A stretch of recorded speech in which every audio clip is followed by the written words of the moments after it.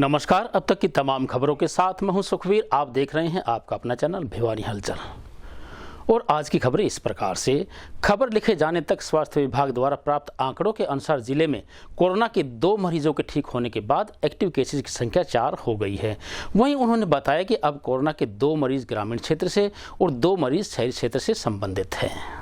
Corona संक्रमण के चलते भिवानी में लगातार कोई भी नया केस नहीं आया, जबकि शनिवार को 2 केसेस ठीक होने के बाद एक्टिव केसेस की संख्या 4 रह गई। इस तरह से यहां अब तक आए 22,388 केसेस में से 21,734 ठीक हो चुके हैं और स्वास्थ्य विभाग लोगों से लगातार कोविड-19 के नियमों का पालन करने की अपील कर रहा है। राजनीतिक सोच रखने वाले किसान नेता उत्तर प्रदेश चुनाव में नहीं हरा सकते भारतीय जनता पार्टी को, यह कहना है हरियाणा के कृषि एवं पशुपालन मंत्री जेपी दलाल का। वहीं उन्होंने बताया कि स्वतंत्रता दिवस पर भारत देश का सम्मान तिरंगा झंडा ना फहराने देने की चेतावनी को इन नेताओं की छोटी सोच बताया। बता दें कि कृषि मंत्री जेपी दलाल शनिवार को अपने आवास पर लोगों की समस्याएं सुन रहे थे। इस दौरान उन्होंने अधिकतर लोगों की समस्याओं का समाधान मौके पर ही संबंधित अधिकारियों को फोन करके कर दिया। इसके बाद कृषि मंत्री मीडिया से रूबरू हुए।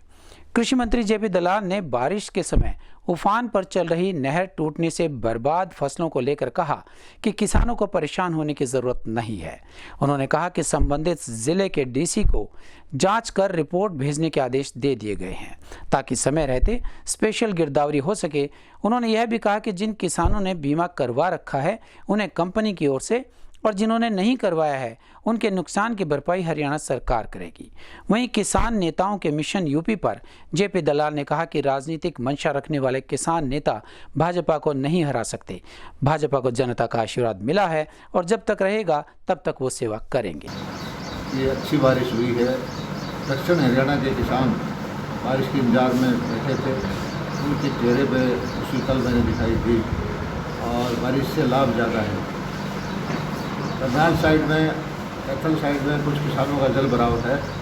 वहाँ के डिप्टी कमिश्नर को बोल दिया गया है कि वो जांच करके ऊपर रिपोर्ट भेजें ताकि अगर ज़्यादा नुकसान है तो स्पेशल गिरदावरी का ऑर्डर किया जा सके। हम किसानों के लिए किसी भी तरह की नुकसान की भरपाई करने के लिए हरियाणा सरकार जो है कृत संकल्प है और घबराने की कोई जरूरत नहीं है। बीमा किसान जिसने बीमा करा रखा है उसको बीमा से पैसा मिलेगा, नहीं तो जो हरियाणा सरकार की नीति है 12,000 रुपये प्रति एकड़ तक की, उसके तहत हम भरपाई करवाएंगे और जो भी किसान को कोई दिक्कत होगी उसको दूर करने की कोशिश करेंगे। सरकार पर किसान आंदोलन के तो किसानों का यूपी की तरफ चल पड़े पश्चिम बंगाल की तरफ, क्या लगता है कि अगर बीजेपी को वहाँ का सामना करना पड़ा क्यों करे तो इससे अच्छा उनकी मांग मानी जाए। ज़्यादातर किसान नेता बोल चुके हैं कि उनकी राजनीति करने की इच्छा है। बीजेपी को हराने में किसान नेता सक्षम नहीं है। बीजेपी को जनता का आशीर्वाद है और जब तक जनता का आशीर्वाद रहेगा बीजेपी को सेवा का मौका इस देश में मिला है, वो करती रहेगी। शनिवार को नेहरू पार्क स्थित शहीद स्मारक पर शहीद उधम सिंह के बलिदान दिवस के अवसर पर आयोजित कार्यक्रम में भिवानी के उपायुक्त जयवीर सिंह आर्य ने पुष्प अर्पित करते हुए उन्हें याद किया। वहीं स्थानीय राजपूत धर्मशाला में भी स्वतंत्रता उत्तराधिकारी संगठन प्रतिनिधियों द्वारा एक कार्यक्रम का आयोजन करके शहीद उधम सिंह के चित्र पर पुष्पांजलि अर्पित की गई। नगर के शहीद स्मारक पर पहुंचकर जिला उपायुक्त श्री जयवीर सिंह आर्य ने पुष्पमाला अर्पित की, शहीदों को श्रद्धांजलि दी और विशेष रूप से शहीद उधम सिंह को याद करते हुए उनके जीवन पर प्रकाश डाला और शहीदों को याद भी किया। क्रांतिकारी शहीद उधम सिंह जी की शहीदी दिवस पर आज पुष्पार्पण करके तो आज गर्व है हमें ऐसे क्रांतिकारियों पर जिनकी वजह से आज हम खुली हवा में आज़ादी का सांस ले रहे हैं। देश को आज़ादी दिलाने में क्रांतिकारी शहीद उधम सिंह का बहुत ही अहम योगदान रहा है। आज हम सभी उनको इस शहीदी दिवस पर नमन करते हैं और उनके दिखाए हुए मार्ग पर हर युवा चले और देश की सेवा करे, यही उनको।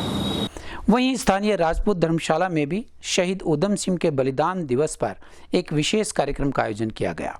इस कार्यक्रम का आयोजन स्वतंत्रता उत्तराधिकारी संगठन द्वारा किया गया। संगठन के पदाधिकारी महेंद्र पाल यादव और अन्य सदस्यों ने इस बारे में अपने विचार प्रकट किए और शहीद उधम सिंह के चित्र पर पुष्प अर्पित भी किए। हम स्वतंत्रता सेनानी उत्तराधिकारी कल्याण संगठन की तरफ से आज शहीद उधम सिंह जी का 121वां शहीदी दिवस राजपूत धर्मशाला में श्रद्धासुमन अर्पित कर रहे हैं।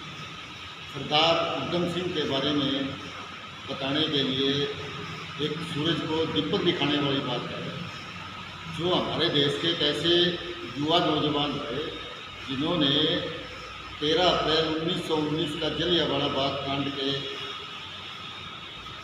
देखते हुए 13 मार्च 1940 को लंदन के अंदर जाके जनरल और डायर को सरेआम गोली मार के जलियांवाला बाग कांड का शहादत का जी। आज हम सब शहीद उधम सिंह का शहीदी दिवस मना रहे हैं और शहीद उधम सिंह का जो शहादत थी वो अपने आप में एक अपूर्व थी, क्योंकि उन्होंने जो 1919 में जलियांवाले कांड का प्रतिशोध के रूप में उन्होंने मन में ठान लिया था कि मैंने इसका बदला लेना है, और उसी मन को ठानते हुए वो वहाँ लंदन में जाकर कोर्ट दायर को एक सभा के अंदर उन्होंने वहाँ उसको मारा। और आज जो हम आज़ादी की जो सांस ले रहे हैं, जिससे ये इन्हीं की देन है और इनका नाम उन शहीदों के सबसे ऊपर स्वर्ण अक्षरों में याद किया जाएगा। और आज के इस शहीदी दिवस से हम अपने आप को और अपने बच्चों को इस रूप में प्रेरणा देनी चाहिए कि देश के लिए और समाज के लिए। शुक्रवार को सीबीएसई द्वारा घोषित 10+2 की परीक्षा के परिणाम में बिट्स इंटरनेशनल स्कूल के छात्रों द्वारा अत्यंत बेहतर प्रदर्शन करते हुए जिले का नाम रोशन किया गया। इस अवसर पर स्कूल के चेयरमैन व पूर्व विधायक शशि रंजन परमार ने बच्चों को बधाई दी। बिट्स इंटरनेशनल स्कूल ने सीबीएसई बोर्ड द्वारा घोषित किए गए परीक्षा परिणामों में उत्कृष्ट प्रदर्शन किया है। स्कूल का परिणाम 100% रहा। इस अवसर पर स्कूल चेयरमैन श्री शशि रंजन परमार पूर्व विधायक ने बच्चों के उज्जवल भविष्य की कामना की। उन्होंने कहा कि बच्चों ने कोरोना काल के प्रभाव को अपने पर हावी नहीं होने दिया। ऑनलाइन एजुकेशन में कठिनाई के बावजूद भी उन्होंने अच्छा प्रदर्शन किया। वहीं प्रधानाचार्य सुनीता सिंह ने बच्चों के सराहनीय प्रयास की प्रशंसा की। Bits international school Bhiwani. I secured 92.2% in 12th board session 2020-21 था, क्योंकि ऑनलाइन की आदत नहीं थी पढ़ने की, पर धीरे धीरे आदत हो गई और काफ़ी समझ में भी आया। लेकिन जो आप क्लास में कर सकते हो वो उसमें इतना वो नहीं है, और ऑनलाइन में पढ़ाई में टीचर्स और पेरेंट्स का ये सारा है, उन्होंने टीचर्स ने ही पढ़ाया, पेरेंट्स का सपोर्ट रहता है। National school Bhiwani. I have scored 95.8% in my 12th boards. I am quite satisfied with my result. I feel very accomplished and I am very happy about the fact that I have not let my parents and my teacher and myself down. It was quite difficult to study online, but still I have managed to score well. Sunita Singh, principle of bits international school. कल 12th का result upload आया, उसे बहुत खुशी हुई, लेकिन जो बच्चे ऑफलाइन कर सकते थे मैजिक, वो ऑनलाइन शायद नहीं हो पाया। हमारे स्कूल के पास भी बहुत सारी फाउंडेशंस थी, तो उन लिमिट्स में रखकर रिजल्ट्स बना और फिर डिक्लेयर हुआ। बोर्ड ने भी काफ़ी मतलब बच्चों को कोऑपरेट करने की कोशिश की है, लेकिन जो ऑनलाइन में बच्चे मैजिक कर सकते थे वो ऑफलाइन में नहीं हुआ। फिर भी मेरे स्कूल के बच्चों ने बहुत अच्छा रिजल्ट अपना प्रदर्शन किया, मैं उससे काफ़ी खुश हूँ।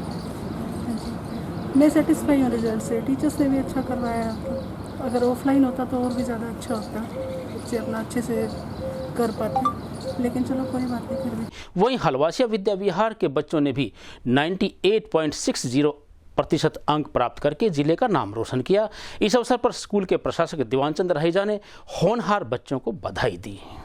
उधर हलवासिया विद्या विहार का परिणाम भी उत्कृष्ट रहा। विद्यार्थियों की इस उपलब्धि पर प्रशासक दीवान चंद रहेजा और प्राचार्य विमलेश आर्य ने समस्त विद्यार्थियों एवं अध्यापकों को बधाई दी। शनिवार को आम आदमी पार्टी कार्यकर्ताओं ने जिला अध्यक्ष दलजीत तालू के नेतृत्व में लघु सचिवालय पहुंचकर प्रदेश सरकार के खिलाफ जमकर विरोध प्रदर्शन किया। इस अवसर पर राज्यपाल के नाम भेजे ज्ञापन के माध्यम से उन्होंने हरियाणा प्रदेश में दिल्ली सरकार की तर्ज पर मुफ्त बिजली व ट्यूबवेल कनेक्शन देने की मांग की। दिल्ली की तर्ज पर 24 घंटे और 200 यूनिट फ्री बिजली एवं बिना शर्त किसानों को ट्यूबवेल के कनेक्शन देने की मांग को लेकर आम आदमी पार्टी इकाई भिवानी ने जिला अध्यक्ष दलजीत तालू के नेतृत्व में भाजपा सरकार के खिलाफ लघु सचिवालय के बाहर जमकर विरोध प्रदर्शन किया। इसके बाद आप कार्यकर्ताओं ने उपायुक्त के माध्यम से बिजली से संबंधित समस्याओं को लेकर राज्यपाल के नाम ज्ञापन भी सौंपा। पत्रकारों से रूबरू होते हुए आपके भिवानी जिला अध्यक्ष दलजीत तालू ने कहा कि जब पड़ोसी राज्य दिल्ली में आम आदमी पार्टी अपने हर उपभोक्ता को 200 यूनिट बिजली फ्री और 24 घंटे बिजली मुहैया करवा रही है, बिजली की दरें भी बीजेपी शासित राज्यों से बहुत कम है, मात्र 7 वर्षों में दिल्ली सरकार सब उपलब्धियां प्राप्त कर सकती है, तो बीजेपी शासित राज्य हरियाणा में ऐसा क्यों नहीं हो पाया। उन्होंने कहा कि इससे साफ जाहिर होता है कि हरियाणा में सरकार फेल है।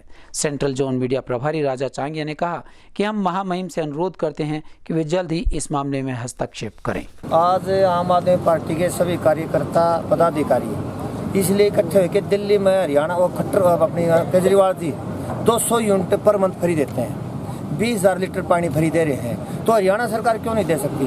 जब दिल्ली में तो बिजली खरीदनी पड़ती है और हरियाणा में बिजली पैदा होती है, तो हम इसीलिए इकट्ठे हुए हाँ कि भाई खट्टर सरकार भी हरियाणा की जनता को 200 यूनिट पर मंथ बिजली फ्री दे और 20,000 लीटर पानी भी फ्री दे, शिक्षा स्वास्थ्य सब कुछ दिल्ली की तर्ज पर करे। नहीं, खट्टर सरकार की तो कोई भी तो अच्छा काम नहीं किया, सारी नाकामी है। अभी हमारे सीएम साहब ने दिल्ली में 8.5 रुपये डीजल के रेट कम कर दिए, ये रोज की रोज हरियाणा में बढ़ा रहे हैं। दिल्ली सरकार कहीं बाहर से लेके आती है कि वहीं से तो डीजल मिलता है, सेंटर से जो जहाँ से आता है। 8.5 रुपये 36 पैसे लीटर पर कम कर दिए दिल्ली में केजरीवाल जी ने। अभी खट्टर सरकार रोज का 1 रुपया 91 हो गया, पेट्रोल 100 से ऊपर चला गया, तो ये कम करना चाहिए कि नहीं चाहिए? कोरोना की मार, ऊपर से सब काम धंधे बंद, कोई नौकरी नहीं, बेरोजगार जनता बना दी, तो इनको और फिर ऊपर तो ये ऐसा बोझ डाल दिया, तेल ज़्यादा बढ़ा दिया। गरीब आदमी है, किसान है, खेत में ट्यूबवेल चलाने के लिए डीजल चाहिए, वो इसने रोज की रोज महंगा करे है। दिल्ली में कम कर दिया, ये नहीं कर सकता। बुरा हाल हो रहा है, बच्चे सुसाइड कर रहे हैं, बेरोजगार सुसाइड कर रहे हैं। दिल्ली की तरफ पे नौकरी क्यों नहीं देते? सीएम साहब ने वहाँ कमेटियाँ बनाई, फैक्ट्रियों में नौकरी का रास्ता निकाला, बीच का रास्ता निकाला। खट्टर सरकार को क्या हो रहा है? ये तो जुमलेबाज सरकार है। इसने तो हरियाणा नंबर 1 की बात तो देश में सबसे पीछे धकेल दिया। झूठों की सरकार है, जुमलेबाज सरकार है, सत्यानाश कर दिया। डीजल 8 रुपये 36 पैसे फिर घटा दिया केजरीवाल सरकार ने, वही खर्चे। इसको क्या हो रहा है? ये क्यों नहीं घटाता? क्यों मार रहा है हमारे को? आम आदमी पार्टी जनता आम आदमी की पार्टी है, हर एक घरेलू को जरूरत है बिजली की। गैस इतना बढ़ गया, इसको तो शर्म ही नहीं आती। तो खट्टर सरकार से चाहते हैं जो जुमला फेंका था ना 2014 में, वो अपना पढ़े, देखे वीडियो और लागू करें उनको।